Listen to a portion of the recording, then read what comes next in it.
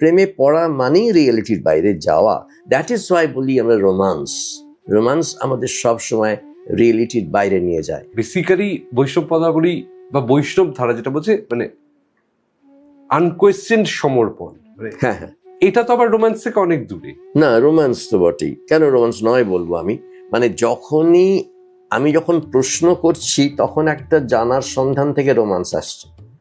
যখন আমি প্রশ্ন আর করছি না, আনকোয়েশ্চেন্ড, তখন আমি এই যে এই সমর্পণটার মধ্যে যে আনন্দটা আসছে, সেই আনন্দটা কিন্তু যখন কোয়েশ্চেনিং এর মধ্যে, যখন প্রশ্নের মধ্যে দিয়ে যাচ্ছিলাম তখন ছিল না। অর্থাৎ আমি একটা অন্য রিয়ালিটিতে উত্তীর্ণ হচ্ছি। কসমিক একটা ব্যাপার আছে রাধার মধ্যে, যেটা আমি একটু সামান্য লিখে নিয়ে এসেছি। তার কারণ হচ্ছে আমার যা খুব ভালো লেগেছে যে রাধা যদি কসমিক হয়, মানে রাধা যদি কসমিক রিয়েলিটির সঙ্গে রিলেট করতে পারি রাধাকে, তাহলে রাধার রোমান্স কোনোদিন থামবে না, চলছে। এক সময় রাধা কিন্তু জ্যোতিষের ফসল।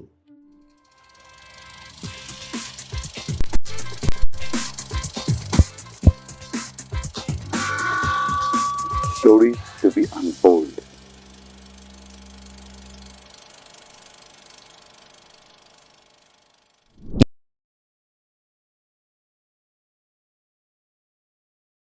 নমস্কার, ওয়েলকাম টু পিচিটেল presents the creative chronicles podcast.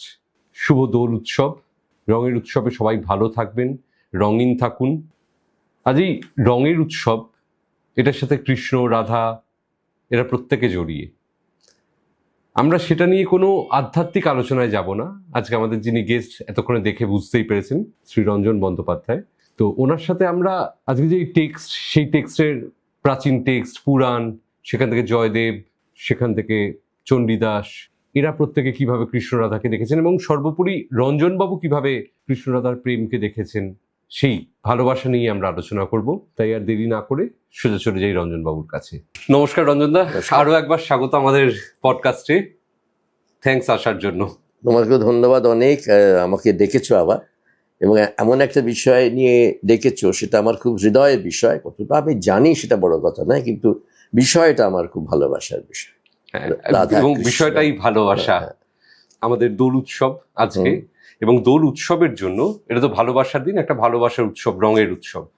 সেখানে দাঁড়িয়ে কৃষ্ণ রাধার প্রেম, এবং যে প্রেমটা বোধহয় চিরন্তন। হ্যাঁ নিশ্চয়ই। আজ থেকে যদি 3-4-5 হাজার বছর আগে একটা টেক্সট লেখা হয়ে থাকে, সেই টেক্সট নিয়ে আজও চর্চা হয়ে যাচ্ছে। ঠিক। দেখো, তুমি যখন যেই বললে রঙের উৎসব, সঙ্গে সঙ্গে আমার মনে পড়ে গেল বসন্তকাল। শীতটা চলে গেল এবং বসন্ত এলো, অর্থাৎ প্রাণ এলো। এটাও তো রঙের ফুল ফুটছে। আমি হঠাৎ একটা জিনিস মনে পড়ে গেল যে এপ্রিল মাস তাও এলো বলে 1 মাস পরে এবার এপ্রিল মাস আসবে। এদেশে এখন বসন্তকাল, কিন্তু ইংল্যান্ডে তো এপ্রিল মাসে বসন্ত আসে। তো সেই সময় হঠাৎ এলিয়ট লিখেছিলেন যে এপ্রিল ইজ দ্য ক্রুয়েলেস্ট মান্থ। কেন বললেন এপ্রিলকে, বসন্তকালকে ক্রুয়েল বললেন কেন? অবশ্য রবীন্দ্রনাথ বলেছেন রোদন ভরা এই বসন্ত, কিন্তু কেন এটা বলছি, এলিয়ট যে সেন্সে বলেছিলেন সেটা তো অসামান্য। কেন, কি বলতে চেয়েছেন যে বসন্ত আসা মানেই চেতনার আবির্ভাব হওয়া। বরফ সরে গেছে, প্রাণ আসছে, শিকড়ে শিকড়ে গাছগুলো চেতন হচ্ছে। চেতন হলে কি হয়, স্মৃতি ফিরে আসে, আর স্মৃতি ফিরলে দুঃখ জাগে। তুমি গত বসন্তে ছিলে, এই বসন্তে নেই, সে একটা চেতনা। এই যে বিরহের চেতনা, দেখো যেখানে মিলন, যেখানে আনন্দ, সেখানে একটা বিরহের অন্তঃস্রোত থাকবেই। কারণ সেটাই শেষ কথা নয়, মিলনই শেষ কথা নয়। বিরহ আসবে না, আসবে, কখনো না কখনো আসবে, তারপরে আবার হয়তো চলে যাবে। তাই সেই কারণে এই কথাটা বলা হয়েছিল। তাই হঠাৎ আমার আজকে এই বসন্ত উৎসবের মধ্যে মনে পড়ে গেল এলিয়টের ওই কথাটা, তাই জন্য বললাম। এবং যেহেতু আরাধনা করছি রাধা, বা কথা বলছি রাধা নিয়ে, রাধার মধ্যে এই চেতনাটা মানে রাধা নামের মধ্যে আছে। আমি বলছি কেন, রা মানে শব্দ, রা কাটিসনি বলে না, মুখে রা নেই। রা মানে শব্দ, অচেতন শব্দের কোনো অর্থ হয় না। কিন্তু রাধার যে শব্দটা, সেটা হচ্ছে হৃদয়ের শব্দ। হৃদয় আমার এই চাইছে, আমি কি চাইছে, আমি ধাবমান হই, আমি যেন অনুগামিনী হই, আমি যেন অভিসারিকা হই, আমি যেন চিরন্তন যাত্রার পথে যেতে পারি। চিরন্তন যাত্রা মানেই কিন্তু চিরন্তন সন্ধান। অতএব রা হচ্ছে শব্দ, যে শব্দ সত্যের শব্দ, মিথ্যা শব্দ নয়। আমি সত্যের উচ্চারণ হচ্ছে রা, আর ধা মানে হচ্ছে যে নারী সত্যের দিকে অভিসারিকা, ধাবমান, ধাবমানা। কৃষ্ণ হচ্ছে সত্য। আমি তোমার জন্য এসেছি, তোমার জন্যই পৃথিবীতে নেমেছি এবং তোমার অনুগামিনী হব। একই সঙ্গে এই this is a contradiction, and that's why এইখানে রোম্যান্টিক লাভ। আমি তোমার অনুগামিনী, আবার আমি তোমার আশ্রয় কৃষ্ণ। তুমিও তো আমার দিকে আসছো, আমাকে চাও বলে আসছো, আমাকে না হলে তোমার চলছে না বলে তুমি আসছো। সমস্ত প্রেম আশ্রয় খোঁজে, কোনো প্রেম নিরাশ্রয় খোঁজে না। সুতরাং এটাও আমাদের ভাবতে হবে, যে রাধা কৃষ্ণের পিছন পিছন যাচ্ছে, সেই রাধাই কৃষ্ণের জন্যে অপেক্ষমানা, আশ্রয় হবে বলে, নিলয় হবে বলে কৃষ্ণের। অদ্ভুত ব্যাখ্যা করেন, কিন্তু এই যে ব্যাখ্যাটা আপনি করছেন, হ্যাঁ, এটা কি কোথাও বৈষ্ণবীয় ব্যাখ্যা? হ্যাঁ, এটা বৈষ্ণবীয় ব্যাখ্যা তো বটেই, এবং এটা বাংলার বৈষ্ণবের ব্যাখ্যা। এটা তুমি উত্তর ভারতে পাবে না। এক্স্যাক্টলি, উত্তর ভারত তো মানে যদিও হোলি নিয়ে অনেক বেশি উত্তর ভারতে মাতামাতি হয়, নিশ্চয়ই আছে, কিন্তু সেখানে বোধহয় প্রেম ভাগটা কম, প্রেম ভক্তিভাবটা বেশি, কিন্তু প্রেম ভাব কম, একেবারেই কম। এবং এমনকি রাম সীতাও যদি দেখো, ওটা ডমিনেট করেন ওরা, কিন্তু সীতা কিন্তু অনেক রেলিগেট, এটা অনেক পিছনের। সীতাকে কখনো রামের সামনে আসতে দেওয়া হয় না। সীতা কিন্তু রামকে ডমিনেট করে না। আমাদের বাঙালিদের মধ্যে যখন আমরা প্রেমে পড়ি, তখন এই ভাবটা জেগে ওঠে যে আমি যতখানি তোমার, তুমিও আমার ততখানি, এবং আমাদের মধ্যে একটা মিউচুয়ালিটি আসে। আমি তোমায় ডমিনেট করবো না। রাধা কৃষ্ণের মধ্যে কোনো ডমিনেশন নেই। এবং দেখো, এইটা খুব ইন্টারেস্টিং, কৃষ্ণ যখন মান ভাঙাচ্ছেন রাধার, তখন তো উনি ভাবছেন যে আমি কি তাহলে চরণে লুটিয়ে পড়বো? সবই তো করেছি, শুধু চরণটা ধরিনি। তো আমাদের একটা গল্প আছে না, যে আমি লিখবো কিনা যে আমি তোমার চরণ ধরে তোমাকে অভিমান ভাঙাতে চাই, তুমি তোমার চরণ আমার মাথায় রাখো, দেহি পদপল্লভ মুদারম। সেটা লিখবো কিনা ভাবছেন, ভাবতে আবার স্নান করতে গেছেন, কৃষ্ণই আবার ওর রূপ ধরে এসে লিখে দিলেন ওই লাইনটা। তো এই যে গল্পগুলো চলে আসছে, এগুলো গল্পই হলো, কিন্তু গল্পের মধ্যে যে নতি শিকার আছে, সেটা কিন্তু উত্তর ভারতে নারীর কাছে নতিটা নেই। এবং সেইখানে এখনো যেসব নিয়ে আমাদের তর্ক বিতর্ক বাঁধছে নতুন রাজনৈতিক দলের সঙ্গে আমাদের চিন্তা ভাবনা, সেটা কিন্তু নারী সংক্রান্ত। অর্থাৎ ওদের যে উত্তর ভারতের যে রাজনীতি, তাতে পুরুষ শাসনটাই ডমিনেট করে, এবং এমনকি পারিবারিক নীতি তো একদম একদম। যে কারণে মানে ওদের হোলির সাথে কি আমাদের দোল অনেকটা আলাদা, মানে যদিও দুটোই রঙের উৎসব, স্টিল মানে দেখো, দোল আর হোলি আলাদা। তাহলে একটু প্রথমে সেই আলোচনায় যাই। সেটা হচ্ছে, হোলি শব্দটা হোলিকা থেকে এসেছে, এবং হোলিকা হচ্ছে হিরণ্যকশিপুর বোন। এখন প্রহ্লাদ যখন প্রচন্ড আহ্লাদে শুধু কৃষ্ণ কৃষ্ণ বলে যাচ্ছেন, হিরণ্যকশিপু বলেন, আমি ঈশ্বর, আমাকে পুজো কর, আমাকে না পুজো করে অন্য লোককে পুজো করছিস কেন? তো প্রহ্লাদ তো কিছুতেই মানবেন না। তখন হোলিকাকে বলে, শোনো, তুমি ওকে আগুনে পুড়িয়ে মারো, এবং তুমি ওকে আগুনে ডাক দাও, তোমার ডাকেও আগুনের মধ্যে ঢুকে যাবে, কারণ তুমি তো আগুন প্রুফ। ও মানে ওই একজন পৃথিবীতে একজন মানুষই এরকম জন্মেছেন যিনি আগুনে পড়েন না, তিনি হচ্ছেন হোলিকা। তো হোলিকা তো আগুনে ঢুকলেন, কিন্তু কৃষ্ণ এমন একটা ছল করলেন যে আগুন পুড়িয়ে দিল হোলিকাকে, এবং প্রহ্লাদ বেঁচে গেলেন কৃষ্ণেরই কোলের। তো এইটা হচ্ছে, এই যে বেঁচে যাওয়া, হোলি দহন হয়, হোলিকা দহন হয়। হোলি উৎসবে যেমন রাবণকেও একটা পোড়াবার রীতি আছে, তেমনি হোলিতে হোলিকাকে পোড়ানো হয় মূর্তি, এবং তারপরে হোলিকা উৎসব আরম্ভ হয়। এই উৎসবের সঙ্গে প্রেমের কোনো সম্পর্ক নেই, ওখানে রং খেলার সঙ্গে হৃদয়ের রঙের কোনো সম্পর্ক আছে আমি মনে করি না, আগুনের রঙের থাকতে পারে। আচ্ছা, কিন্তু আমাদের যে দোল, সেখানে কিন্তু ঝুলন হতেই হবে, ফাল্গুনী পূর্ণিমায় হতে হবে, এবং যেমন রাস পূর্ণিমাতেই দুজনে মিলে বসবেন রাধা কৃষ্ণ পাশাপাশি এবং দুলিয়ে দেওয়া হবে। রাসের কথা যখন উঠলো তখন একটা কথা বলি, একটা গল্প চালু আছে এইভাবে, যে রাস পূর্ণিমার দিন কৃষ্ণ আর রাধা দুলছেন, আর গোপীরা তখনও রয়েছে, তখনও কিন্তু রাধা শব্দটি আসেনি, রাধা নামও আসেনি। আচ্ছা, গোপীরা কৃষ্ণর সঙ্গে মানে রাসলীলা করছে, রাসলীলা। অনেক মহিলা, কৃষ্ণ একমাত্র পুরুষ, সবাই কৃষ্ণের মহিলা বা কৃষ্ণের প্রেমিকা।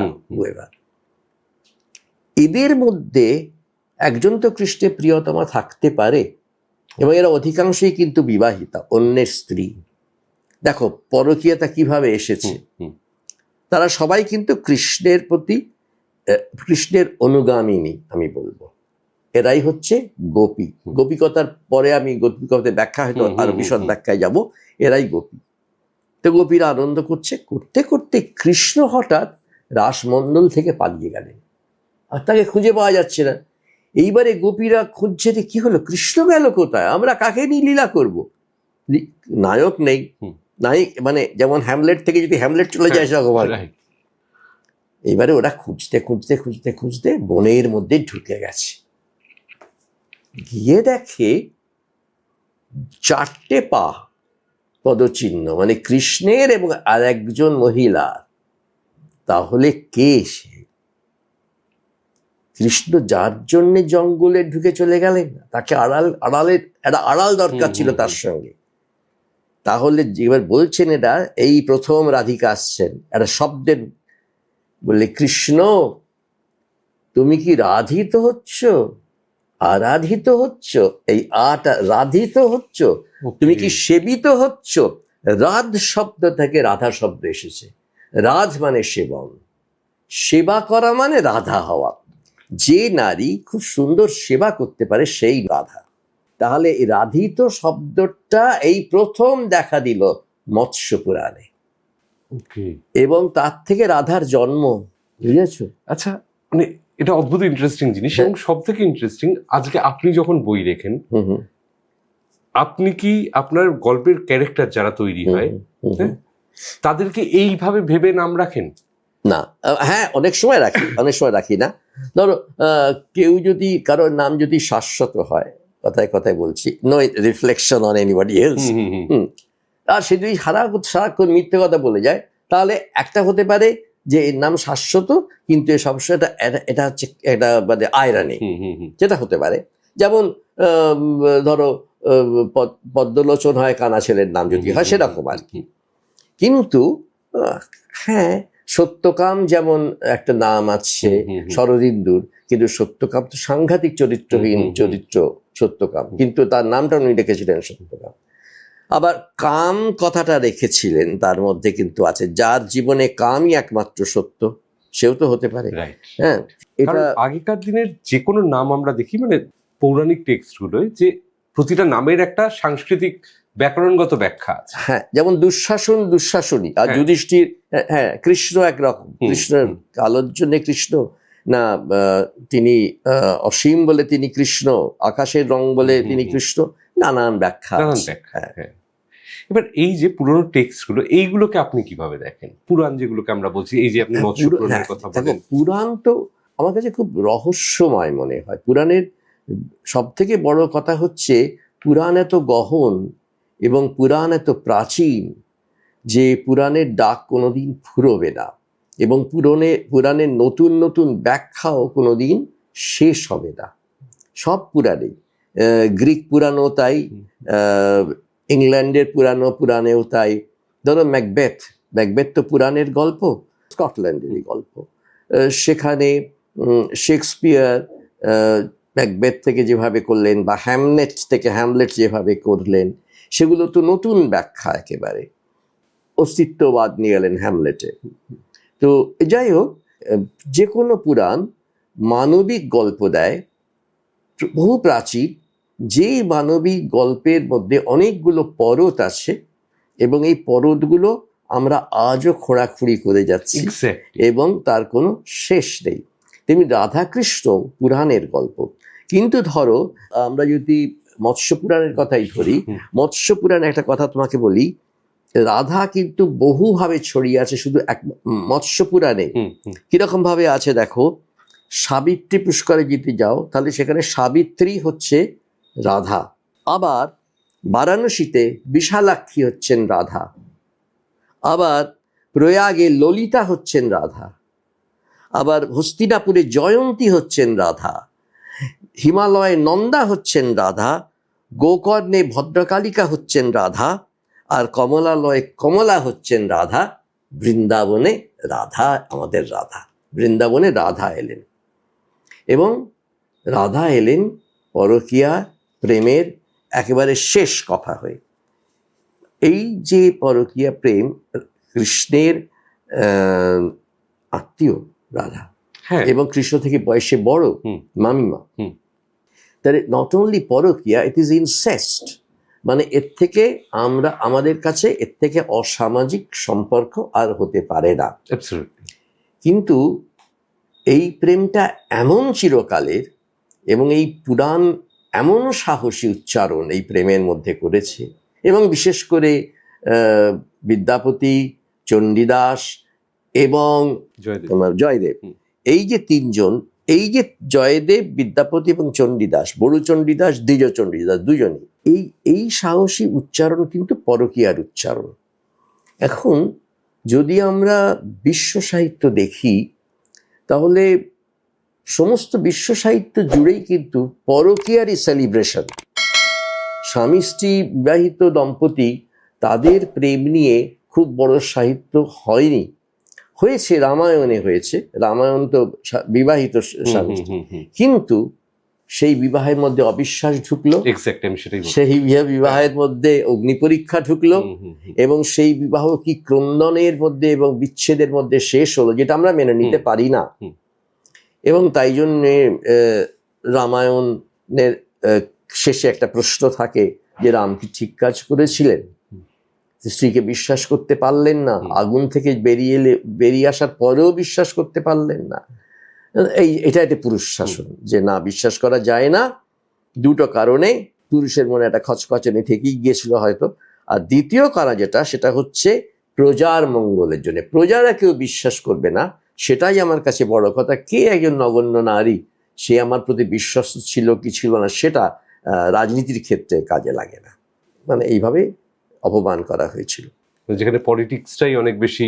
তাই তো মনে হয়, তাই মনে হয় না? একদম, আমার তো তাই মনে হয়। অন্তত তাই তো আছে। রাম তো বলছেন যে আমি পারবো না, আমি নিতে গ্রহণ করতে চেষ্টা করলেও বা গ্রহণ করতে চাইলেও আমি পারছি না সীতা, কারণ সবাই প্রজাদের মধ্যে রেভলিউশন হবে, বিপ্লব হয়, আমাকে উইক ভাববে একজন নারীর জন্য। তো হাজার হাজার বিয়ে করতে পারি ইচ্ছে করলে, তখন তো হিন্দুরা তাই পারতো। তুমি কে? সেই জায়গায় দাঁড়িয়ে মানে রাধা এবং কৃষ্ণ, এদের মধ্যে ওই এক্স ফ্যাক্টরটা কি আজকে এত বছর পরেও সেটা নিয়ে লিখছেন, রবীন্দ্রনাথ লিখছেন বা আজকের লেখকরাও লিখছেন, হ্যাঁ আপনি লিখেছেন তাই নিয়ে, এবং বছরের পর বছর এটা হয়ে আসছে। কোথায় মানে সেই এক্স ফ্যাক্টরটা কি রয়ে গেছে? এক্স ফ্যাক্টরটা আমি বলবো যে রাধা নিজে, কৃষ্ণ নয়। কিন্তু তুমি রাধাকে বাদ দিয়ে দাও, হ্যাঁ কুরুক্ষেত্রে কৃষ্ণে কোনো রাধা নেই, কিন্তু সেখানে কৃষ্ণের অ্যাপিল ডিফারেন্ট। আর সেখানে কৃষ্ণ আইদার ভীষণভাবে একজন বুদ্ধিমান এবং ইন্টেলেকচুয়াল এবং চতুর মানুষ, তিনি মিথ্যারও আশ্রয় নেন মাঝে মধ্যে, এবং তিনি যদি ঈশ্বর মনে করো ঈশ্বর। কিন্তু রাধার কৃষ্ণ হচ্ছে বিপন্ন কৃষ্ণ, একটা মানুষ, সে রাধার প্রেমে পড়েছে এবং সে সমাজের বিরুদ্ধে কাজ করছে, সে লুকিয়ে প্রেম করছে। এই যে পরকীয়ার একটা শিহরণ, সেটা কিন্তু এই বৈষ্ণবরা নিয়ে এলেন। এই পরকীয়ার সঙ্গে কে নিয়ে এলেন? বৈষ্ণবরা নিয়ে এলেন, মানে তার আগেও তো জিনিসটা ছিল। তার আগে এইভাবে ছিল না। তার আগে শোনো, বৈষ্ণব ভক্তি ছিল, কিন্তু পরকীয়ার নিয়ে এলেন জয়দেব, বিদ্যাপতি। এই মানে এদের, আমাদের যখন মানে একদম রাধা যখন বাড়ির মেয়ে, পাড়ার মেয়ে হয়ে পড়লো, যখন তার যে রূপবর্ণনা, তার মধ্যে ভয়ঙ্করভাবে শরীর ঢুকলো। যেমন রাধার শাড়ি আঁচল সবসময় খসে যায়, এটা বিদ্যাপতিতেও আছেই একেবারে। এবং তাকে বলা হচ্ছে আঁচলটাকে বলা হচ্ছে উদাস, এবং রাধার স্তনকেও বলা হচ্ছে উদাস। একে বলা হয় ট্রান্সফার্ড এপিথেট, অর্থাৎ আঁচল উদাস মানে কি, আঁচলটা আছে ঠিক থাকছে না, কিন্তু ঠিক থাকছে না কেন, রাধা উদাস বলে। রাধার মন কৃষ্ণের দিকে পড়ে রয়েছে, আঁচল সরে গেছে কি সরে যায়নি তার সেদিকে মনই নেই, সুতরাং সে উদাস। কিন্তু সেখানে বলা হলো রাধা উদাস স্তন, অর্থাৎ সে ব্যাখ্যাতেও বলা হচ্ছে uncovered breasts or halfly covered breast or indifferently covered. এইরকম যে বর্ণনাটা, সেটা কিন্তু এপিথেটটা, অ্যাডজেক্টিভটা উদাস হৃদয় বা উদাস শাড়ি বা উদাস আঁচল থেকে চলে আসছে একটি বিশেষ অঙ্গে রাধার। আচ্ছা, এটা চণ্ডীদাস আনছেন, চণ্ডীদাস আনছেন, বিদ্যাপতি বিশেষ করে। হ্যাঁ, এবং আর একটা জিনিস হচ্ছে যে এই যে রাধার সেক্স অ্যাপিল, তার মধ্যে রাধার আর্দ্রতা, রাধাকে বলা হচ্ছে সরোবরময়ী। একটি নারীকে, before this nobody ever thought of a woman in terms of water. অর্থাৎ ওয়াটার মানে কি, লিকুইডিটি, অর্থাৎ তার নিজের কোনো গঠন নেই। ওয়াটার তো যে পাত্রে ঢালবে সে পাত্রে সেরকমই হয়ে যাবে, আর সে গড়িয়ে যায়। রাধার যে অভিসার, তার মধ্যেও কিন্তু লিকুইডিটি আছে। কেন না, রাধা কিন্তু বৃষ্টির মধ্যে অভিসার করে, মেঘের মধ্যে অভিসার করে, অন্ধকারের মধ্যে অভিসার করে। এবং রাধা অভিসারের যখন প্র্যাকটিস করতেন, তখন জল ঢেলে করতেন উঠোনের মধ্যে, তার উপরে হাঁটতেন। এই যে অর্থাৎ সমস্ত জিনিসটাই হচ্ছে liquid. Why liquid? Krishna, I am going towards you, I am going towards you through my tears, through my agony, through my suffering, through my intense wish for you, desire for you. সমস্ত জিনিসগুলোর সঙ্গে we can associate liquidity. এটা কি মানে ধাবমানতা, ধাবমানতা, গড়িয়ে যাওয়া, মানে এক জায়গায় না স্থিত হওয়া। আমি অনুগামিনী, আমি রাধার সমস্ত সময় ধাবমান, রাধা সবসময় ছুটছে মনে হচ্ছে। এবং কিন্তু তার লক্ষ্যটা হচ্ছে যেদিক থেকে তার সত্যের শব্দটা আসছে, যেদিক থেকে উনি রা শুনতে পাচ্ছেন কৃষ্ণের, বাঁশি শুনতে পাচ্ছেন কৃষ্ণের, সেই রাটা শুনতে পেরেই তিনি ধাবমান হচ্ছেন, অনুগামিনী হচ্ছেন। এইটা হচ্ছে দ্য এক্স ফ্যাক্টর আমি মনে করি। অর্থাৎ সমস্ত বৈষ্ণব পদাবলী জুড়ে there is a motion, there is a walk, endless journey, যেটা মানুষের মধ্যে, প্রত্যেকটি মানুষের মধ্যে আছে এই এন্ডলেস জার্নি, এই সন্ধান। প্রেম তো সন্ধান ছাড়া কিছু নয়, প্রেম তো নিজেকে পেরিয়ে যাওয়া। আমি যখন আর কাউকে ভালোবাসছি, তখন আমি আর নিজের কথা ভাবছি না, আমি নিজেকে পেরিয়ে যাচ্ছি সেই ভালোবাসার জন্যে। আবার দ্য সেম টাইম আমি নিজের কথা ভাবছি, কারণ আমি তাকে ভালোবেসে নিজে আনন্দ পাচ্ছি।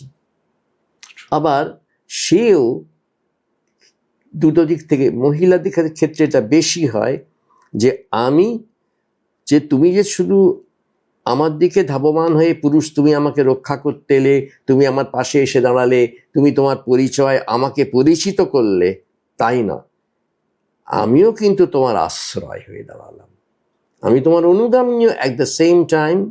তুমি যা করবে, তোমার পিছনে পিছনে আমি থাকবো, তোমার সঙ্গে আমি থাকবো, তোমারই আমি অভিসারিকা। তুমি যখন আমার সঙ্গে থাকবে না, আমি তোমার দিকেই যাত্রা করব, কিন্তু আমি তোমার পথের শেষে দাঁড়িয়ে থাকবো তোমার আশ্রয় হওয়ার জন্যে। এটাই কিন্তু রাধা। এই যে এই গল্পটা বলার পরেই যে দৃশ্যটা আমার মনে পড়ছে, যে কৃষ্ণ চলে গেছে,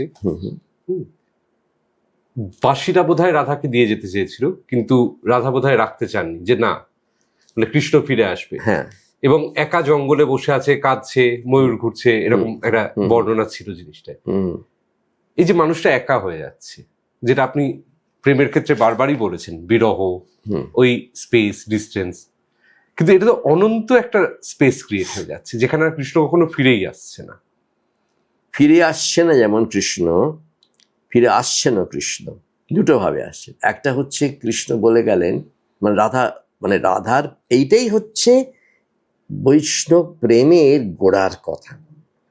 চৈতন্যদেব যখন সাধনার একেবারে উচ্চ মার্গে, তখন কিন্তু উনি আর চৈতন্য নন, তখন কিন্তু উনি নারী, মানে পুরুষ নন। তখন কিন্তু রাধাভাব জেগেছে মনের মধ্যে, সত্যি সত্যি রাধাভাব জেগেছে। তখন উনি নারীর মতনই ব্যবহার করছেন এবং উনি কৃষ্ণকে চাইছেন। কৃষ্ণকে কেন চাইছেন? অনন্ত বিরহে কষ্ট পাচ্ছেন বলে চাইছেন। দেখো, শ্রীরামকৃষ্ণের কথাই হঠাৎ এসে যাচ্ছে। শ্রীরামকৃষ্ণকে কাছে যখন বিবেকানন্দ যাচ্ছেন না, নরেন বেশ কিছুদিন যাননি। কেউ কেউ বলছেন যে নরেনের বিয়ে হবে, নরেনের বিয়ের সম্বন্ধ করা হচ্ছে, নরেন এখন পরীক্ষা নিয়ে ব্যস্ত আছে। তখন উনি তো খুব রেগে টেগে গিয়ে বললেন, মাকে জিজ্ঞেস করে আসছি নরেনের বিয়ে হবে কি না, আমি জানি নরেন বিয়ে করবে না ইত্যাদি। এসে একটা অদ্ভুত কথা বললেন, মা বলে দিয়েছেন তোরা মিথ্যে কথা বলছিস, নরেনের কোনো যোষিত সংসর্গ হবে না। শ্রীরামকৃষ্ণ যোষিত মানে নারী কি করে বুঝলেন, কি করে জানলেন? তো মূর্খ মানুষ, কিন্তু এই কথাটা উনি উচ্চারণ করেছিলেন, যোষিত সংসর্গ। এটা একেবারে কালীর মুখের কথা বা অন্য কারোর কথা, যোষিত সংসর্গ হবে না। এবং সেটা এইবারে কি হলো, নরেনের জন্যে উনি বিরহ, মানে একটি মেয়ে যেমন পুরুষের জন্য কাঁদতে পারে, ওইভাবে নরেনের প্রেমে পড়ে কাঁদতে লাগলেন। সেই জন্য অনেক কথা সম্পর্ক নিয়ে বলা হয়, সেগুলো আমি বলতে চাই না, যেতেও চাই না। কিন্তু it was intense love between the two of them, especially from Ramakrishna's side. Naren বলছে কি ও পাগলের মতন বলে, আমি অতটা নয়। তারপরে যখন নরেনের কাছে ছুটে গেলেন শ্রীরামকৃষ্ণ ঠাকুর বাড়িতে, মানে ওই ব্রহ্ম হ্যাঁ, যেখানে উনি এক প্রায় দীক্ষা নিচ্ছিলেন দেবেন ঠাকুরের কাছে, নরেন লাফিয়ে পড়লেন। তো মঞ্চ থেকে লাফিয়ে পড়েছিল একদম ওর বুকের ওপরে, সেই যে চলে গেলেন ওর সঙ্গে, আর ফিরে আসেননি। উনি তখন শ্রীরামকৃষ্ণের হয়ে গেলেন যে নরেন এখন আমার হয়েছে, ঘুড়ি কেটে গেছে, বললেন না, ঘুড়ি কেটে গেছে, সুতো কেটে গেছে নরেনের। তো যাই হোক, তো এইটা হচ্ছে বিরহ, হচ্ছে সমস্ত বৈষ্ণব পদাবলী সেন্ট্রাল থট। সেপারেশন ছাড়া ওই ইন্টেন্স ফিলিংটা আসবে না। এবং কৃষ্ণ কৃষ্ণ কৃষ্ণ করে যে চৈতন্যদেব পাগল হয়ে গেলেন, ক্রমাগত কাঁদছেন। পুরীর মন্দিরে গিয়েও তো কৃষ্ণকেই দেখছেন এবং কাঁদছেন। কেন? পেয়েছেন বলে নয়, পাননি বলে। তাকে চান কিন্তু তাকে পাচ্ছেন না। ওই রকম একজন সুন্দরী স্ত্রীকে ছেড়ে এসে, হ্যাঁ, বিষ্ণুপ্রিয়াকে ছেড়ে এসে তিনি নিজে কৃষ্ণপ্রিয়া হয়ে মানে কৃষ্ণকেই নিজের প্রিয়া ভাবছেন, মানে অথবা নিজে রাধা হয়ে কৃষ্ণকে চাইছেন। তোমার কৃষ্ণ চাওয়া তো রাধা ভাবে চাওয়া। সেইটে যেমন শ্রীরামকৃষ্ণ চাইলেন কালীকে সন্তান রূপে, মা হিসেবে চাইলেন, আমি ছেলে, আমি থাকতে পারছি না তোমাকে ছেড়ে, তুমি এসো, ছাড়া দাও। তুই তোকারি করতেন মা হিসেবে। তো মার সঙ্গে ছেলে যা করে, বাচ্চা ছেলে যা করে, ঠিক সেইভাবে উনি চেয়েছিলেন বাৎসল্য। তো এই প্রেমের একটা রূপ। কিন্তু আমি নিজে মনে করি যে বৈষ্ণব পদাবলীর সব থেকে বড় দান হচ্ছে বিরহ। বৈষ্ণব পদাবলী কিন্তু মিলনের পদাবলী নয়। সমস্ত বৈষ্ণব ধর্ম হচ্ছে রাধা ভাবে কৃষ্ণকে চাওয়া, এবং রাধা যখন আসছে কাছে, তখন কৃষ্ণ হয়ে রাধার সংসর্গে সেই আনন্দটা পাওয়া, এবং সেই আনন্দটা পরকীয়ার আনন্দ, যেটা তোমার ভীষণভাবে আছে বৈষ্ণব পদাবলীতে। সেই ওই শরীরী ব্যাখ্যার মধ্যেও আমি যেতে চাইছি না খুব একটা, মানে অনেকে অনেক রকম ভুল বুঝবেন হয়তো, কিন্তু রাধা যেখানে ছুটে যাচ্ছেন এবং কৃষ্ণ অপেক্ষা করছেন কুঞ্জবনে, সেখানে তো বৈষ্ণব কবি পরিষ্কার বলছেন, মানে গোপীদের মুখ দিয়ে বলাচ্ছেন। আচ্ছা, আজকের যুগে কোনো বান্ধবী আর একজন বান্ধবীকে পরকীয়ায় ওইভাবে উৎসাহ দিয়ে সে হয়তো নিজে ঈর্ষা করবে যে বাবা এই এত ভালো একটা মানুষের পুরুষকে পেয়ে গেছে জীবনে, আমি পেলাম না। কিন্তু সে বলছে তুই তাড়াতাড়ি যা, চলে নিতম্বিনী বলে অ্যাড্রেস করছে দাদাকে, এবং তারপর তার বর্ণনা, এবং কৃষ্ণ তার দুহাত নিয়ে অপেক্ষা করছে তোমাকে আদর করবে বলে। এই যে আদরের যে অপেক্ষা, রবীন্দ্রনাথ একটা চমৎকার শব্দ বললেন, আমি সারা জীবন আদরের উপবাসে কষ্ট পেয়েছি। তো রবীন্দ্রনাথের মধ্যে আমি বলবো যে রবীন্দ্রনাথের প্রেমের কবিতায় কিন্তু দুটোই আছে। একটা হচ্ছে কৃষ্ণের মতন রাধাকে চাওয়া, মরণরে তুহু মম শ্যাম সমান, রাধা হয়ে কৃষ্ণকে চাওয়াও আছে, আর কৃষ্ণ হয়ে রাধাকে চাওয়াও আছে। এটা বারবার এসেছে, বিশেষ করে ভানু সিংহের পদাবলীতে। যে ভানু সিংহের পদাবলীর কথা বলছেন, একটা বাচ্চা ছেলে, হ্যাঁ, মানে তখন তো একদম ছোট, ভানু সিংহের পদাবলী 16 বছর বয়স, 16 বছর বয়স। সেই বয়সে মানে এভাবে একটা উল্টো চিন্তা করে একটা ভানু সিংহ নাম নিয়ে ভানু সিংহের পদাবলী, সেটা মজার কথা। হ্যাঁ, সেটা এই যে উনি ব্রাহ্ম ছিলেন, কিন্তু কৃষ্ণের ওর উপরে কৃষ্ণের প্রভাবটা দেখবার, এবং কি করে হলো না, সেই সময় পদাবলী বাংলা অনুবাদ হচ্ছিল, বুঝেছ, অর্থাৎ মৈথিলি ভাষায় লেখা, মৈথিলি ভাষাতেই উনি পড়ছিলেন। কিন্তু জ্যোতিরিন্দ্রনাথের একটা ম্যাগাজিন আসতো, তাতেই ভানু সিংহের বয়স, জয়দেব ইত্যাদি উনি চর্চা করছিলেন। সেই সময় উনি চর্চা করছিলেন বৈষ্ণব পদাবলী, জ্যোতিরিন্দ্রনাথ।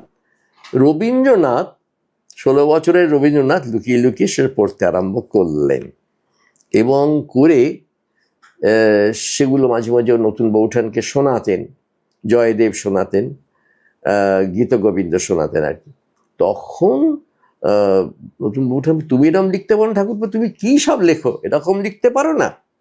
তখন একদিন উনি বসে আছেন, 16 বছরের ছেলে, একটা স্লেট নিয়ে হাতেতে, ওর ঘরেতে বসে আছে, নতুন বৌঠান ঘরে ঢুকেছেন, উনি সঙ্গে সঙ্গে সেই স্লেটের ওপর লিখলেন, এটা উনি বলেও গেছেন আত্মজীবনীতে, শ্রাবণ গগনে ঘোর ও ঘন ঘাটা, এই প্রথম লাইন বেরিয়ে এলো। হ্যাঁ, তারপরে বল এ কার কোন কবির গো, বলে সে তোমাকে বলবো, বলে লাইব্রেরিতে গিয়ে অনেক আরো একটা করে ওইটা পুরোটা লিখে বলছে এ হচ্ছে ভানু সিংহের লেখা। বলে ভানু সিংহের নাম তো আমি শুনিনি, তিনি কোন যুগের কবি? বললে অনেক দিনের আগেকার কবি, 1300, 1400, 1500, যে কোনো শতাব্দীর হতে পারে। তখন আমার কিন্তু মনে হচ্ছে ঠাকুরপো 1861 তার জন্ম। আচ্ছা, নতুন বৌঠান ধরে ফেলেছিলেন? হ্যাঁ, নতুন ধরে ফেলেছিলেন। তো যাই হোক, তারপরে তো আরম্ভ হলো, এবং জয়দেবের কবিতা তো উনি নিয়েই নিলেন। বিদ্যাপতির কবিতা তো গানই হয়ে গেল, এবং সেই সুরটা তো ওর, কিন্তু গানটা তো ওর নয়, তাই জন্য ওই গানটা এতে নেই, গীতবিতানে নেই, কিন্তু স্বরবিতানে আছে এই জন্য যে সুরটা যেহেতু উনি দিয়েছিলেন। কিন্তু অনেকে তো ওটা রবীন্দ্রসঙ্গীত বলেই গাইছেন, একটা গান অন্তত উনি চুরি করেছেন একদম, মানে ওর নিজের করে নিয়েছেন আর। আপনারও তো একটা লেখা আছে যেটা রবীন্দ্রনাথ, রাধাকৃষ্ণ, এই তিনজনকে নিয়ে। হ্যাঁ, সেটা লেখা আছে, সেটা খুব একটা ইন্টারেস্টিং পয়েন্ট আছে সেখানে যে দৃশ্যটা আমি বর্ণনা করেছি পদাবলীতে আছে। এই হচ্ছে সরোবরময়ী, উনি তো ভিজেই থাকতেন, তো নানান রকম ভেজা, সেটা হচ্ছে কান্নায় ভেজা, যমুনার জলে ভেজা, বৃষ্টির জলে ভেজা, এবং বৈষ্ণব কবিতা বলছে কেন রতিশ্রমেও তুমি ভিজতেন, সেটাও তো ভেজা। তো এতই ভিজে আর্দ্র নারী বলা হতো, তো তিনি তাই জন্যে সরোবরময়ী। সেই সময় একদিন খুব ঘনঘোর মেঘ করেছেন, আর রাধা বোধহয় কৃষ্ণের সঙ্গে দেখা করার জন্য যমুনার এপারে এসেছিলেন, কিন্তু বাড়ি ফিরতে পারছেন না, যমুনা উত্তাল একেবারে, আর ঝড় জল প্রচণ্ড। হঠাৎ কৃষ্ণই এলেন নৌকা নিয়ে, এসে রাধাকে বললেন তোমার কোনো উপায় নেই ওপারে যাবার, কেউ নিয়ে যাবার নেই, আমার নৌকায় চড়ো, তাহলে তাহলে তুমি ওপারে যেতে পারবে। রাধা তো ভয়ে ভয়ে ওর নৌকায় উঠেছে। ওঠার পরে যদি নৌকা প্রায় ডুবে যাচ্ছে, তখন বলছি, রাধা ডুবছে কিন্তু তোমার জন্যেই, তুমি এত গয়না পরেছো কেন? সব ফেটে দাও, এত ভারী। ওই গয়নাগুলোর মায়া ছাড়ো, মায়া করলে না তুই ভালোবাসতেই পারবে না কাউকে, সব পার্থিব জিনিস ত্যাগ করতে হয়। ও একে একে গয়নাগুলো ফেলে দিচ্ছে রাধা। সমস্ত গয়না চলে গেল, কিন্তু তবুও নৌকা ডুবে যাচ্ছে। তখন বলে, তুমি এত পোশাক পরে আছো কেন? তুমি নিরাবরণ হও। রাধিকাকে নিরাবরণ বলেছে, বলছে আমার লজ্জা আছে। আমার তুমি কৃষ্ণ, এটা তুমি কি বলছো? বলে, লজ্জা থাকলেও তুমি ওপারে যেতে পারবে না। রাধিকার সমস্ত লজ্জা সে নিরাবরণ হলেন, কিন্তু তাও নৌকো ডুবে গেল। তখন রাধিকা জড়িয়ে ধরেছেন ওপরে একটা সাদা সাপের মতন, আর কৃষ্ণ ভেসে যাচ্ছেন সাঁতার কেটে। বলে, আমি তোমায় নিয়ে যাচ্ছি, কিন্তু তবু ভার রয়ে গেছে। কিসের ভার কৃষ্ণ? অহং। তুমি সুন্দরী, তুমি অনেক কিছু, তোমার অনেক গুণ, তোমার এই অহংটা আছে, সেটাও বিসর্জন দাও। যখন সেটাও বিসর্জন দিলেন রাধা, তখন ওপারে যেতে পারলেন। এই যে গল্পটা, এর সারবস্তুটা হচ্ছে, তুমি যদি আমাকে চাও তাহলে নিজেকে ভুলে যাও। সেটা সমস্ত প্রেমেই, সেটা শুধু কৃষ্ণ রাধার প্রেমে নয়, যে কোনো প্রেমী এই কথাটা বলবে যে যদি আমাকে চাও তাহলে নিজেকে ভুলে যাও। তুমি আর আমি এক, তাহলে না হলে তো হতে পারবো না। সেইখানে আসছে প্রেমের লিকুইডিটি, অর্থাৎ প্রেম কখনো মানে মিশতে চায়, তো মেশাটাই তো লিকুইড হওয়া। আমি তোমার মধ্যে চলে গেলাম, তুমি আমার মধ্যে এলে, দুটো সত্তা এক হয়ে গেল, তবেই প্রেম সম্পূর্ণ হলো। তো রাধা আর কৃষ্ণ এই জন্যে আলাদা করে যায় না। এটা তো আমরা এখনো আলাদা করতে পারি না। রাধা কৃষ্ণ সবসময় একসঙ্গেই আছেন, কিন্তু তাদের যে বিরহটা, সেটা যখনও তারা একসঙ্গে আছেন যেন একসঙ্গে নেই। না হলে ওই রকম চাহিদাটা কি করে হবে? ওই আমাদের মধ্যে তো হচ্ছে না। আমি তো সেদিনও বলেছিলাম যে বিয়ে হলে, তাই জন্য রাধাকৃষ্ণ উত্তর ভারতে একটা কাণ্ড করেছে। উত্তর ভারতে রাধাকৃষ্ণকে বিয়ে দেওয়া হয়েছে। হ্যাঁ, মানে ইনফ্যাক্ট বৃন্দাবনে বিয়ের জায়গা আছে, ব্রহ্মা এসে বিয়ে দিয়েছে। হ্যাঁ, সেটা সর্বনাশ হয়েছে। তাহলে তো স্বামী স্ত্রী হয়ে গেলেন। এখন স্বামী স্ত্রী হলে কি ওই রকম পাগলের মতন কেন তুমি করবে, বা কেন আরেকজন করবে? তার তো একসঙ্গেই আসছে। কিন্তু যখন রাধা অন্য কারণ, যখন আমি তার কাছে যাচ্ছি আমার জীবনের ঝুঁকি নিয়ে, আর সেও আমার কাছে আসছে জীবনের ঝুঁকি নিয়ে, অত তো আমরা মনে করি সমস্ত বৃন্দাবনী বোধহয় ছায়ায় ঘেরা, আড়ালে ঘেরা, তা তো নয়। ওই পরকীয়ার মধ্যে নিশ্চয়ই ঝুঁকি ছিল, রিস্ক ছিল, হ্যাঁ, এবং টেনশন তো ছিল, অবশ্যই উৎকণ্ঠা ছিল। যে কোনো পরকীয়ার মধ্যে সেটা হবে। যেমন টলস্টয় আনা কারেনিনার মধ্যে এই উৎকণ্ঠাটা অসম্ভব সুন্দর ফুটিয়েছেন। পরকীয়ার যে ঝড়, জল, বিদ্যুৎ, এবং যে মহিমা এবং যে বিপর্যয় পরকীয়ার মধ্যে একই সঙ্গে থাকে, সেটা টলস্টয়ের মতন বোধহয় কেউ ফোটাতে পারেননি। তো বিশেষ করে আনা কারেনিনা। আপনার কথা বলতে বলতে আমার দুটো জিনিস মনে হচ্ছে। এক হচ্ছে আপনি লিকুইডিটির কথা বললেন, এবং রাধাকে আমরা বলি যে লক্ষ্মীর রূপ, হ্যাঁ, এবং কৃষ্ণ বিষ্ণুর রূপ। সো এখানে একটা বোধহয় কোথাও একটা মিল রয়েছে, যে লক্ষ্মীর সমুদ্র থেকে, যেটা দুজনই পদ্মাসনা, দুজনই পদ্মের উপর বসে আছে। লক্ষ্মী কমলা, আর এই কমলিনী, রাধা কমলিনী, রাধার নামই কমলিনী। তো এই যে মিল পাওয়া গেল, একটা ভীষণ মিল পাওয়া গেল। আমি একটা ভিনাসের সঙ্গে মিল পাই, এবং রাধাকে যদি তুমি কনসিয়াসনেস ভাবো, এবং উম্বের্তো ইকো তো বলছেন যে কনসিয়াসনেস ইজ লিকুইড আমাদের মধ্যে, এবং কনসিয়াসনেস সমস্ত ইউনিভার্সের টেক্সচারের মধ্যে রয়েছে, যেটা আছে বলেই, ধরো আইনস্টাইন যখন বলছেন the most interesting and amazing aspect of the universe is that the universe is at all explicable, and the universe is explicable according to our mathematics. আমাদের অঙ্কানুসারে কেন ইউনিভার্স এক্সপ্লিকেবল হবে বলো তো? তাহলে আর একজন কি অঙ্ক করছে?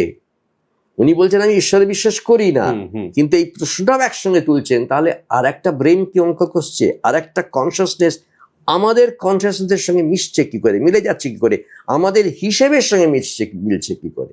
তার হিসেব তো আলাদা নয় দেখছি, একই আমাদের ইকুয়েশন গুলো তো সেখানে নিয়েছে। রামানুজন বলছেন একটা অদ্ভুত কথা, an equation has no meaning for me unless it has some connection with God. So wonderful, amazing expression of equation. একটা জিনিস we know and we all of us know, যে যখন প্রেমে পড়ি আমরা, তখন কিন্তু আমরা জানা রিয়েলিটির বাইরে মুহূর্তে পৌঁছে যে যাই। যে মেয়েটির বা যে পুরুষের প্রেমে পড়লাম, সে কিন্তু আমার কাছে অন্য মেয়ে এবং অন্য পুরুষ হয়ে দেখাতে দিল। অর্থাৎ এত তাকে 20 দিন চিনি, 19 দিনের মাথায় তার প্রেমে পড়লাম, এই 18 দিনের চেনাটা কিন্তু একটা অন্য পুরুষ। আর এই 19 দিনে যখন হঠাৎ কোন আলো দেখা দিল, সেটা তো একটা অন্য আলো, এবং সেটা তো রিয়েলিটির বাইরেই গেলাম। এই প্রেমে পড়া মানেই রিয়েলিটির বাইরে যাওয়া। দ্যাট ইজ ওয়াই বলি আমরা রোমান্স আমাদের সব সময় রিয়েলিটির বাইরে নিয়ে যায়।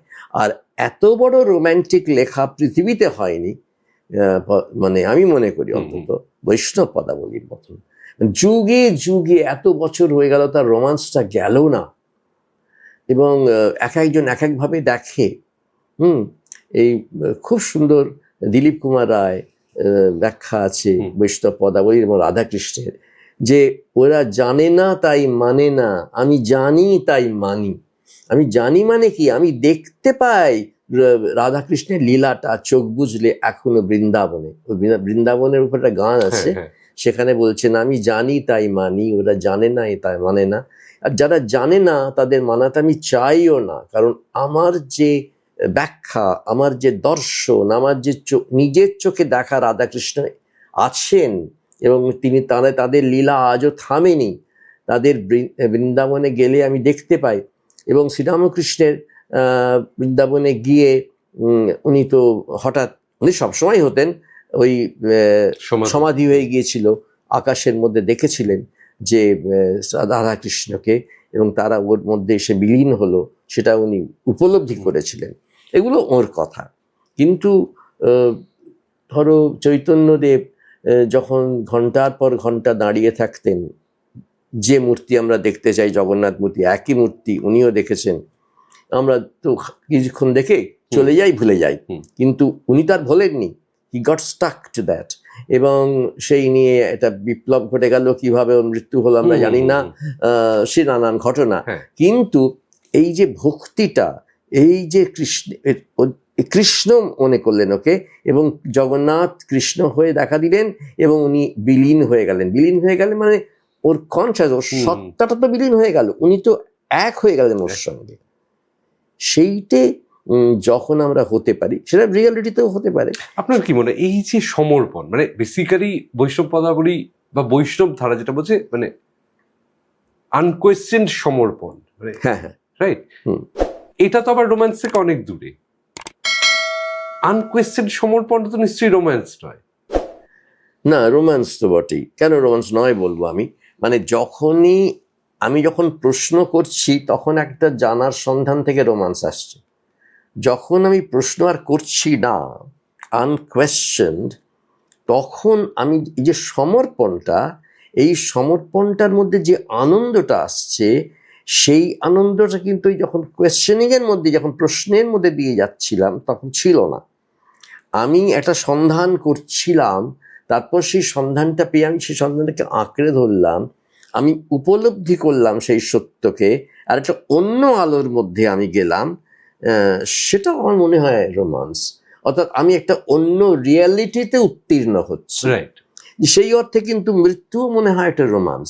জীবনে তো অনেক কিছু পাওয়া হলো, যখন এই জীবন থেকে চলে যাব, আমার জন্য কি অপেক্ষা করছে আমি জানি না, কিন্তু হতেও তো পারে যে সেটা এত ভালো যে আমি তখন ভাববো এটা আবার কি, আমি এতক্ষণ এটার মধ্যে ছিলাম, আমি তখন এতক্ষণ গাড়ি বাড়ি টাকা পয়সা হিসাব খাচ্ছিলাম, আনন্দ করছিলাম, আমি ভাবছি ওটাই শেষ কথা। কিন্তু এটা তো আনন্দে ভেসে যাওয়া, তো আলোর মধ্যে এসে গেলাম, আরো আলো, আরো আলো, এটা হতে পারে। তো সেটা আমরা জানি না। তো এই দুয়ারটুকু পার হতে তোর কেন রে মানে কুণ্ঠা দিতা কেন, তুই একবার পার ফেলে দেখো যে ওপারে কি আছে। তো well, even at my age I think about this, about death, and আমার মনে হয় যে জীবনের রোমান্স তো প্রায় শেষ হয়ে আসছে, আর কি আছে, কিন্তু আর একটা রোমান্স কি অপেক্ষা করছে না? একবারে করছে না, আমি এত নিরাশাবাদী নই, আমি নিশ্চয়ই ভাববো যে কিছু আছে। একটা কথা বলি তোমাকে, বলতে পারি কি?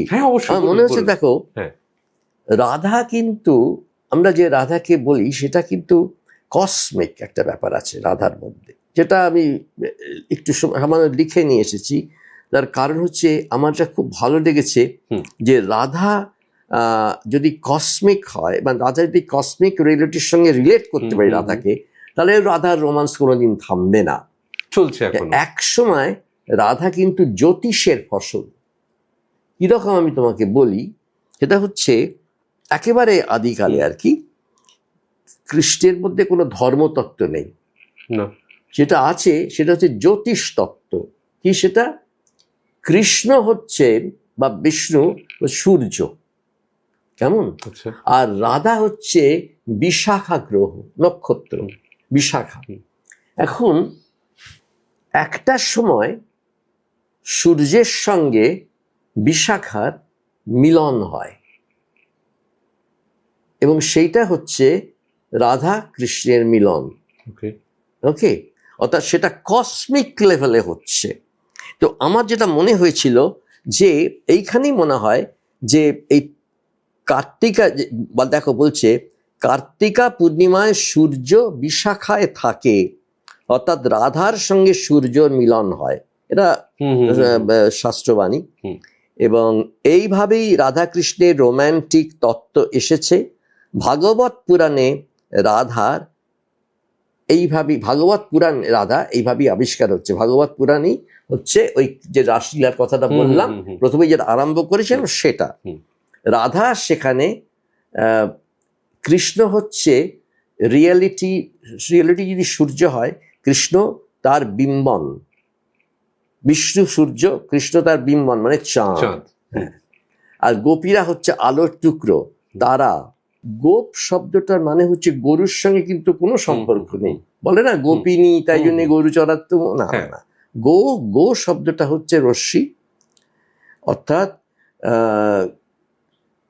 গোপিনীরা হচ্ছে তারকা, চাঁদকে ঘিরে যারা আছে, সারা আকাশ জুড়ে যে তারকারা ছড়িয়ে আছে, আলোর ছোট ছোট ছোট ছোট বিন্দু, তারাই হচ্ছে প্রেমের বিন্দু, এবং তারাই হচ্ছে গোপিনী। এখন যেটা বলতে পারি আমি সেটা যে শেষে যে রাধার জন্ম কবে হয়েছিল সেটা একটা অদ্ভুত ব্যাপার, সেইটুকু আমি লিখে নিয়ে এসেছি। যে আমরা তো অনেকেই জানতে যে কোথায় জন্ম, রাধার জন্ম আমি পেয়েছি প্রথম পদ্মপুরাণে। পদ্মপুরাণে আগে কোথাও রাধার জন্মের কথা আমি কোথাও পাইনি, হয়তো অনেকে পেতেও পাইনি। পদ্মপুরাণে যা লেখা আছে সেটা আমি লিখে এনেছি। সেটা হচ্ছে ভাদ্র মাসে শীতে পক্ষে, শীতে মানে অশীত কথাটা, আমরা তো সংস্কৃততে স বলতে পারে, কিন্তু আমরা তো অশীত বলবো, অশীত বলবো না, অশীত বলবো। অশীত মানে কালো, অন্ধকার, কৃষ্ণপক্ষে। শীতে পক্ষে মানে কৃষ্ণপক্ষে। রাধা জন্মালেন ভাদ্র মাসে কৃষ্ণপক্ষে, আলোর মেয়ে কিন্তু জন্মাচ্ছেন কৃষ্ণপক্ষে। তাহলে কৃষ্ণকে চাইবেন। অষ্টমী তিথিতে বৃষভানুর যজ্ঞভূমিতে, বৃষভানুর যজ্ঞভূমির জায়গা, সেখানে দিনের বেলায় জন্মেছিলেন। সাল তারিখ কিছু নেই, কিন্তু লক্ষণটা বলা হলো। এখন রাধিকার যদি এই থেকে কেউ ছক করে তাহলে হয়তো বেরোবে। আর দোল হচ্ছে সব সময় হবে ফাল্গুনী পূর্ণিমাতে। আমাদের এই যে আজকে যে দোল, সেই দোল আমরা, এই দোলটা কত পুরনো? এই যে আজকের দোল, মানে এই দোলটাও কি পৌরাণিক যুগ থেকে আছে? এই দোলটা না, এই দোলটা বোধহয় আমার যতদূর মনে হয় যে এটা বাঙালি রাধার, মানে এই দইটা তো পৌরাণিক যুগের অবশ্যই নয়, কারণ রঙের খেলা পৌরাণিক যুগে এইভাবে কেউ তো বলেনি। পৌরাণিক যুগে ওই হিরণ্যকশিপুর হোলি এবং যেটা সেলিব্রেটেড হয় সমস্ত উত্তর ভারতে, কিন্তু আমাদের দোলটা রাধাকৃষ্ণের ঝুলন এবং রাধা কিন্তু দুলছে সেই একসঙ্গে, এবং তার দিকে রং ছোঁড়া হচ্ছে, ফাগ ছোঁড়া হচ্ছে। ফাগটা হৃদয়ের রং, এখানে ভক্তি এবং প্রেম দুটো মিলে যে রংটা তৈরি হচ্ছে তার একটা রিয়েল রূপ দেওয়া হয়েছে। আমি যদি এরম করে ফ্লাইং কিসের মতন ছুঁড়ে দিই, জায়গা দেখা যায় না তা নয়, এই রংটা দেখা যাচ্ছে। এটা হৃদয়ের রং, লাল এবং আবিরের রং। ফাগটাই বলা হয় বেশি যে ছোড়া হচ্ছে এবং সেই লাল রংটা উঠছে এবং সেটা একটা মাতোয়ারা তৈরি করছে, একটা উন্মত্ততা তৈরি করছে। এবং রাধাকৃষ্ণের প্রেমও তাই, পরস্পরকে প্রেম জানাচ্ছি আমরা, পিচকিরি দিয়ে রং দেওয়া হচ্ছে। এবং পিচকিরির যে রং সেটা কিন্তু there is tremendous amount of sexuality in it, এটা অস্বীকার করার কোনো উপায় নেই। কারণ একটি নারীকে আমরা ভিজিয়ে দিচ্ছি, কিন্তু রং খেলা, আমরা কৃষ্ণের রং খেলার মধ্যে কি দেখছি? কৃষ্ণ দাঁড়িয়ে আছে, মেয়েরা তার গায়ে রং দিচ্ছেন এবং কৃষ্ণও রং দিচ্ছেন, অর্থাৎ নারীকে ভেজান, সবাই দ্রব হচ্ছে। সেই আবার গলনটা এলো, গলনদের মধ্যেই ওই আমি বলবো সেক্সুয়ালিটির একটা অবদান রয়েছে, একটা অনুষঙ্গ রয়েছে, এবং ওই যে ভিজে আর্দ্র সৌন্দর্যের প্রকাশ, এটার মধ্যেও ডেফিনেটলি যৌনতা আছে। ছোটবেলাতেও দেখেছি, এখনো দেখি, যখন ওই রকম রং খেলা হয়, নারী পুরুষের রং খেলা হয়, এবং আমি মদ্যপান করেও রং খেলা দেখেছি, তার মধ্যে যে শরীর থাকে না সেটা আমি বলতে পারবো না। ধরুন, মানুষ হিসেবে আমরা সবসময় জয়ের গল্প দেখতে পছন্দ করি, যে মানে হিরো জিতে যাচ্ছে। হ্যাঁ, সো কৃষ্ণেরও একটা জার্নি আছে। হ্যাঁ, গোকুলের ওই ছোট্ট গ্রাম থেকে শুরু করলো, আর গাছের ওপরে শেষ হলো। তো এই যে একটা অদ্ভুত জার্নি। হ্যাঁ, এবং মানে যেটা আমার খুব ইন্টারেস্টিং লাগে, যে এটা কি একটা সময় যখন লেখা হয়েছে ভগবানেরই আখ্যান লেখা হয়েছে, নাকি সেটা টেক্সটটা পড়তে পড়তে তার এই অতিমানবীয় কাণ্ডকে আমরা ভগবান তৈরি করে দিই? ইন্টারভিউ করতে হবে বেদব্যাসকে। আমার ভগবানের, কৃষ্ণ তো পরে ইন্টারপোলেশনও হতে পারে, কৃষ্ণ পরে এসেছেন এবং কৃষ্ণ অনেক ডেভেলপ করেছেন এক এক যুগে, এক একজনের লেখা থেকে। কৃষ্ণের শক্তি, তার অ্যানালিসিস, বঙ্কিমবাবু কৃষ্ণ চরিত্র, অসামান্য লেখা। ঠিক আছে, মানুষ হিসেবেই ওকে দেখা হয়েছে, ইন্টেলেকচুয়াল হিসেবে দেখা হয়েছে, ভগবান হিসেবে তো এটা দেখা হয়নি। কিন্তু বঙ্কিমবাবু সেটা একটা রেভলিউশনারি লেখা। এবং আমি বলবো যে কৃষ্ণর একটা যাত্রা শেষ পর্যন্ত কিরমভাবে শেষ হলো, এইটা বুদ্ধদেব বসু বড় সুন্দর এনেছেন, যে যাত্রার শেষটা কিন্তু ফিজলস আউট, না মনে হয় যে এই শেষ হলো, এটা পাখি, এটা ব্যাদ মেরে দিল পাখি ভেবে। কৃষ্ণর করুণ দৃশ্যটা, কিন্তু কৃষ্ণ জানতেন যে এইভাবে ওর মৃত্যু হবে, এবং তার জন্যে ওর কোনো শোক নেই, কোনো হতাশা নেই। উনি জানেন যে উনি অমরত্ব অর্জন করেছেন। যতদিন মানুষের সভ্যতা থাকবে হয়তো ততদিন কৃষ্ণও থাকবেন, কোনো না কোনো ভাবে আলোচিত হবে অন্তত এই মানুষটা। এইটাই কিন্তু তার শুরুটাও পরের ঘরে, খুব সামান্যভাবে, জেলখানার মধ্যে জন্ম, আর গাছের ডালে ব্যাদের বানে মরে যাওয়া, সেটা খুব সাধারণ মৃত্যু। এবং কিভাবে মানে তারপরে কি হলো, এবং কৃষ্ণের মৃত্যুর আগে কৃষ্ণের চোখের সামনে পুরো বংশ ধ্বংস হয়ে গেল। এবং কৃষ্ণ যার যার জীবনে গেছে তারই দুঃখ, তার তো দ্রৌপদীকে বাঁচিয়েছেন, দুঃখটা কত পেয়েছেন বলতো? কৃষ্ণ যার বন্ধু অর্জুন, তার জীবনের দুঃখটা ভাবো।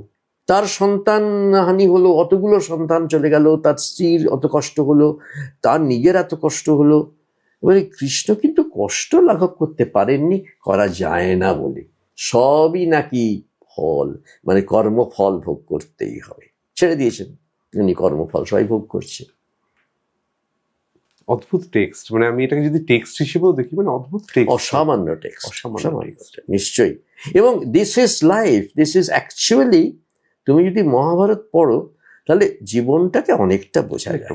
যখন কর্ণ বলছে যে আমি তো সারা জীবনে এই করিনি, তার জন্য এই দলে মৃত্যুর আগে বোধহয়, তখন কৃষ্ণ বলছে যে তুমি তো তাও মা পেয়েছো, একটা পরিবার পেয়েছো, পরিচয় হ্যাঁ, পেয়েছো, আমি কি করি? আমি তো কিছু পাই। হ্যাঁ, ঠিকই তো, ঠিকই তো। অদ্ভুত জার্নি। এবং এবং তাই জন্য কর্ণের মধ্যে অত দম্ভ ছিল, কর্ণ অনেক অনাচারও করেছেন, হয়তো অর্জুনের মধ্যে অতটা নেই, কিন্তু অর্জুন দুর্দাম বিয়ে করেছেন অনেক, এবং কোনো ভালোবাসাতেই মানে স্থিত থাকেননি।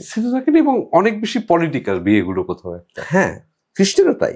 হ্যাঁ, কৃষ্ণ যে কারণে আর সেইগুলো নিয়ে রূপকিনী বা যারাই গোপীদের সঙ্গে যেটা হয়েছে সেটা কিন্তু পরবর্তীকালে আর হয়নি কখনো। না। এবং রাধার মতন একটি মানুষ মেয়ে আর উনি পাননি জীবনে, হ্যাঁ, পাননি। অত মহিলা পেয়েছেন কিন্তু রাধাকে পাননি। হ্যাঁ, তো যদি যদি তুমি হ্যাঁ, একই লোক ধরো, একই লোক ধরি, যে কারণে এটা ইমমর্টাল হয়ে রয়ে গেল একদম, আর কোনো গোপী থাকলো না। কিন্তু আরেকটা জিনিস আমার খুব ইন্টারেস্টিং লাগে, আমার খুব মনে হয় যে এটা রোমান্টিক লাভের বাইরেও অনেক কিছু, কারণ এই যে একজন মানুষ আশ্রয় হয়ে উঠছেন, যেটা আপনি শুরুতেই বললেন যে রাধা শুধু অনুগামী নয়, আশ্রয়স্থল কোথাও আশ্রয় হয়ে ওঠাটা, মানে এটা তো ডিপেন্ডেন্সির একটা পার্ট।